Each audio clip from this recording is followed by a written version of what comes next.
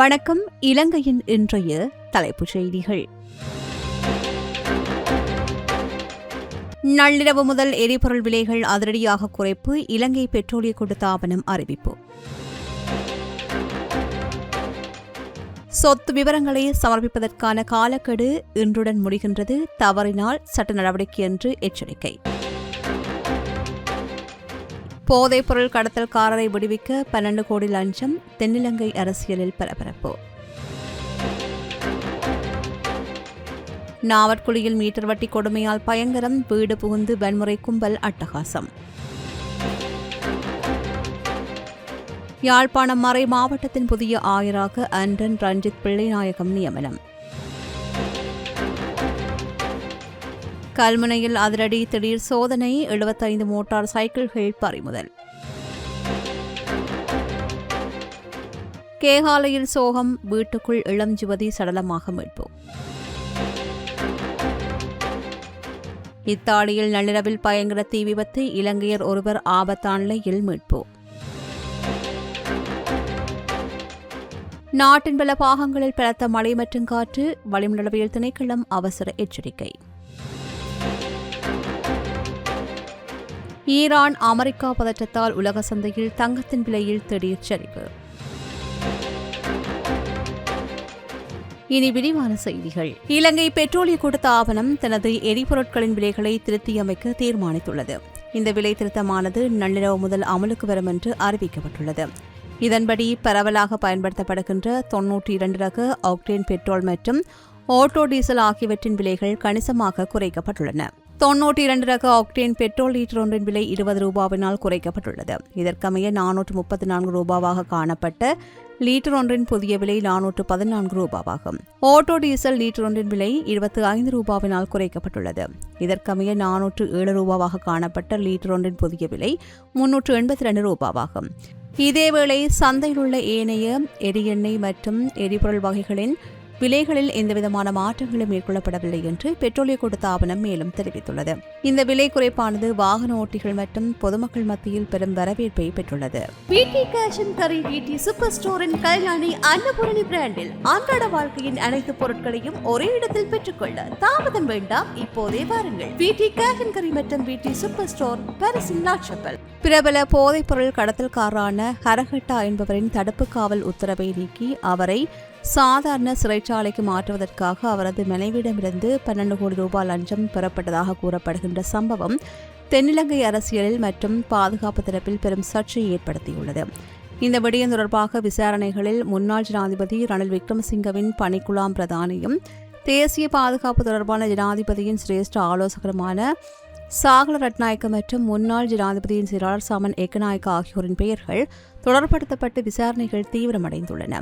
லஞ்ச ஊழல் ஒழிப்பு ஆணைக்குழுவினால் நீதிமன்றத்தில் சமர்ப்பிக்கப்பட்டுள்ள ஹர்பி என்று அழைக்கப்படுகின்ற ஹேரத் முதியோன் சலாகே கொனஹெதர நிர்மாண இந்திரஜித் பண்டார என்பவரின் வாக்குமூலத்தின் அடிப்படையில் இந்த தகவல் வெளியாகியுள்ளது. அவர் வழங்கியுள்ள வாக்குமூலத்தில், நான் துபாயில் ரஹித் ராஜபக்ஷ மற்றும் சரித் அபேசிங்க ஆகியோரை சந்தித்த போது இந்த வேலையை செய்கின்ற விதம் குறித்து கலந்துரையாடினோம். அப்போது அவர்கள், நாங்கள் ஏற்கனவே சிந்தக்கவை கொலை செய்வதை தடுத்து அவருக்கு உயிர் பிச்சை கொடுத்துள்ளோம். அதற்கு நிச்சயமாக 500 லட்சம் ரூபாவை தேசபந்து தென்னக்கோனுக்கு வழங்க வேண்டும் என்று கூறினார்கள். அதேபோல் 3 மாதங்களுக்குள் சிந்தக்கவின் தடுப்பு காவல் உத்தரவை நீக்க வேண்டும் என்றும் அதற்காக ஜனாதிபதியின் செயலாளர் சாமன் ஏக்கநாயக்காவிற்கு 500 லட்சம் ரூபாவை வழங்க வேண்டும் என்றும் குறிப்பிட்டனர். அவர் நேரடியாக பணம் வாங்க மாட்டார் என்பதால் அதனை வேறு வழியில் சாகரட்நாயக்க மூலமாகவே செய்து முடிப்போம் என்றும் அவர்கள் தெரிவித்தனர்.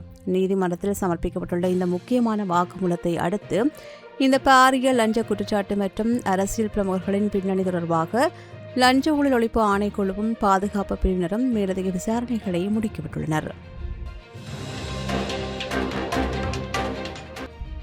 இத்தாலியின் போர்கோமா ரோமோ பகுதியில் உள்ள வியா பொலசொல்லா வீதியில் குடியிருப்பு ஒன்றில் ஏற்பட்ட பயங்கர தீ விபத்தில் சிக்கி இலங்கையில் ஒருவர் படுகாயமடைந்துள்ளார்.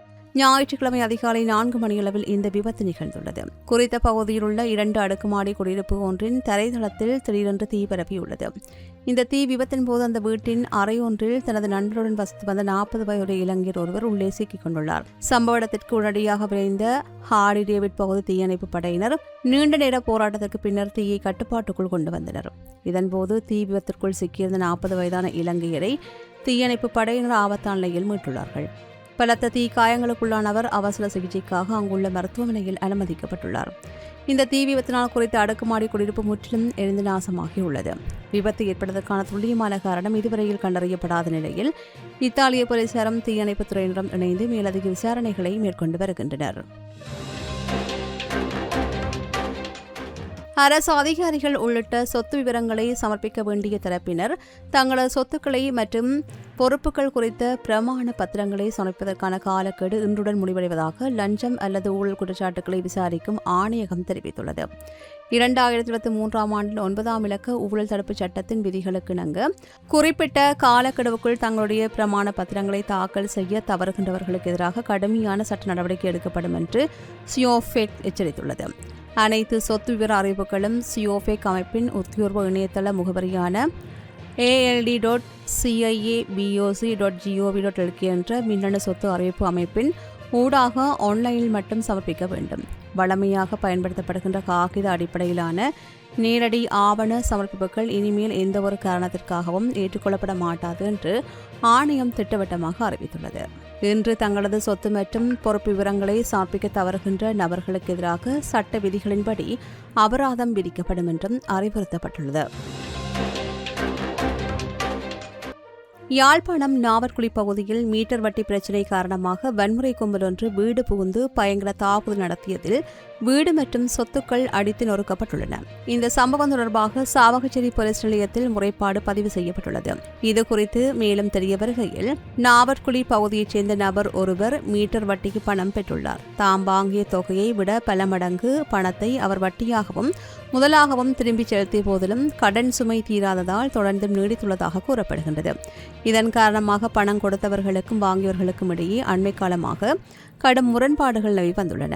இந்நிலையில் நேற்று முன்தினம் இரவு வன்முறை கும்பல் ஒன்று பாதிக்கப்பட்டவரின் வீட்டிற்குள் அதிரடியாக புகுந்துள்ளது. அங்கிருந்த பொருட்களை அடித்து நொறுக்கிய குழுவினர் வீட்டிற்கு கடுமையான சேதங்களை விளைவித்துவிட்டு அங்கிருந்து தப்பி சென்றுள்ளார்கள். இந்த சம்பவம் குறித்து நேற்று தினம் சாவகச்சேரி போலீஸ் நிலையத்தில் உத்தியோகமாக முறைப்பாடு பதிவு செய்யப்பட்டுள்ளது.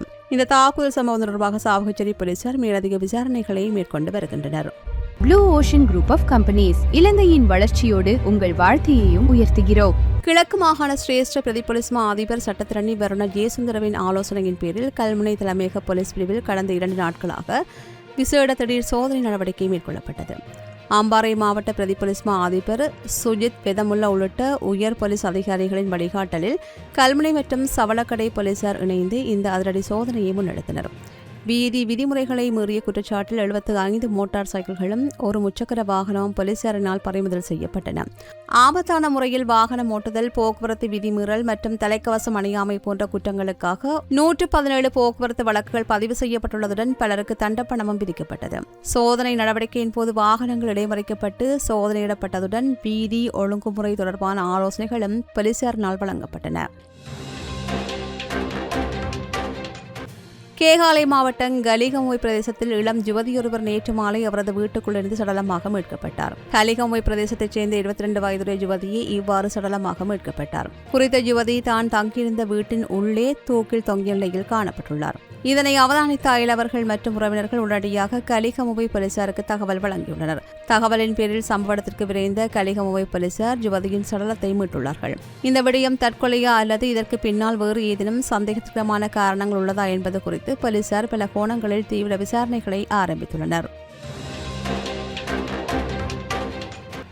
யாழ்ப்பாணம் மறை மாவட்டத்தின் புதிய ஆயராக கொழும்பு உயர் மறை மாவட்டத்தின் துணை ஆயர் அண்டன் ரஞ்சித் பிள்ளைநாயகம் நியமிக்கப்பட்டுள்ளார். தற்போதைய யாழ்ப்பாணம் ஆயர் பேரற்கலாநிதி ஜஸ்டின் ஞான பிரகாசத்தின் ஓய்வை தொடர்ந்து இந்த நியமனம் வழங்கப்பட்டுள்ளது. 1966ஆம் ஆண்டு யாழ்ப்பாணத்தில் பிறந்த இவர் யாழ்ப்பாணம் பல்கலைக்கழகத்தில் கணித இளங்கலை பட்டமும் ரோமில் இறையியல் பட்டமும் கல்வியலில் முதுகலை பட்டமும் பெற்றவர் ஆவார். 2000ஆம் ஆண்டு குருவாக திருநிலை பட்டம் பெற்ற இவர் சமய மற்றும் கல்வித்துறைகளில் பல்வேறு உயர் பதவிகளை வகித்தார். வகித்துள்ளார். 2020 ஆண்டு கொழும்பு உயர்மறை மாவட்டத்தின் துணை ஆயராக நியமிக்கப்பட்டு திருநிலைப்படுத்தப்பட்டார். தொடர்ந்தும் 2024 ஆண்டு மட்டக்களப்பு மறை மாவட்டத்தின் அப்போஸ்தலிக்க பரிபாலகராகவும் பணியாற்றி வந்துள்ளார். ராயல்டி என்ஜினியரிங் வழங்கும் நவீன அடுக்குமாடி குடியிருப்புகள் இப்போது விற்பனைக்கு. Colombo 6 Wellawatte bus lane hall ரோட்டுக்கு மிக அருகாமையில். நாட்டின் பல மாகாணங்கள் மற்றும் மாவட்டங்களில் அவ்வப்போது பலத்த மழை மற்றும் காற்று வீசக்கூடும் என்று வளிமண்டலவியல் திணைக்களம் விடுத்துள்ள வானிலை முன்னறிவிப்பில் எச்சரிக்கப்பட்டுள்ளது. மேல் சப்ரகமுவா வடமேல் மாகாணங்களிலும் காலி மாத்தறை கண்டி மற்றும் நுவரெலியா மாவட்டங்களிலும் அவ்வப்போது மழை பெய்யக்கூடும். சில இடங்களில் 50 மில்லிமீட்டருக்கும் அதிகமான பலத்த மழை பதிவாகி வாய்ப்புள்ளது. ஊவா மாகாணம், அம்பாறை மற்றும் மட்டக்களப்பு மாவட்டங்களில் பிற்பகல் 2 மணிக்கு பின்னர் மழையோ அல்லது இடியுடன் கூடிய மழையோ பெய்யக்கூடும். மேல் சப்ரகமுவா, மத்திய தென் வடமத்திய வடமேல் மாகாணங்கள் மற்றும் திருகோணமலை மாவட்டத்தில் அவ்வப்போது மணிக்கு 40-50 கிலோமீட்டர் வேகத்தில் பலத்த காற்று வீசக்கூடும் என்றும் அறிவுறுத்தப்பட்டுள்ளது. இடியுடன் கூடிய மழை பெய்யும் சந்தர்ப்பங்களில் தற்காலிகமாக வீசக்கூடிய பலத்த காற்று மற்றும் மின்னல் தாக்கங்களினால் ஏற்படக்கூடிய பாதிப்புகளை குறைத்துக் கொள்ள தேவையான முன்னெச்சரிக்கை நடவடிக்கைகளை எடுக்க வேண்டும் என்று பொதுமக்கள் அறிவுறுத்தப்பட்டுள்ளார்கள். அமெரிக்கா மற்றும் ஈரான் நாடுகளுக்கு இடையே ஏற்பட்டுள்ள புதிய அரசியல் பதற்றம் காரணமாக உலக சந்தையில் தங்கத்தின் விலை 1% அதிகமான சரிவை சந்தித்துள்ளது. அமெரிக்க அதிபர் டொனால்டு டிரம்பின் எச்சரிக்கையை தொடர்ந்து பஹ்ரைன் மற்றும் குவைத்தில் உள்ள அமெரிக்க ராணுவ தளங்கள் மீது ஈரான் நடத்திய ஏவுகணை தாக்குதல்களால் மத்திய கிழக்கில் பதற்றம் அதிகரித்துள்ளது. இதன் எதிரொலியாக பிராண்ட் கச்சா எண்ணெய் விலைகள் கணிசமாக உயர்ந்துள்ளன. எரிசக்தி செலவுகள் அதிகரிப்பதால் பணவீக்கம் மேலும் உயரும் என்று முதலீட்டாளர்கள் அஞ்சுகின்றார்கள்.